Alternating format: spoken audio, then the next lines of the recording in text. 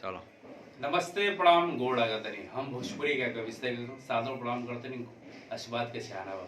और आज पूरे देशवासी में आप सभी को मेरे और मेरे पूरे परिवार की तरफ से आप सभी को हैप्पी दिवाली और माई लक्ष्मी और माई गणेश भगवान माई सरस्वती जी आप सब लोग के घर में ऐसे ही आप लोग के जीवन विकास करे और खूब तरक्की करी जा पटाखा इस फूटी जाए। तो आप लोग हमारे तरफ से हमारे पूरा भोजपुरी परिवार की तरफ से और अभिषेक गगन एंटरटेनमेंट चैनल की तरफ से और अभिषेक गगन ऑफिशियल चैनल की तरफ से आप सभी को तहे दिल से बहुत बहुत धन्यवाद बधाई। और अभिषेक एंटरटेनमेंट चैनल को सब्सक्राइब करिए जे सब्सक्राइब नहीं करिए और अभिषेक ऑफिशियल चैनल को खूब प्यार दीजिए। गूगल पर अभिषेक गगन डालिए भाई के आपको खूब प्यार आशीर्वाद दीजिए। बहुत तमाम गीत भी आ रहा होगा।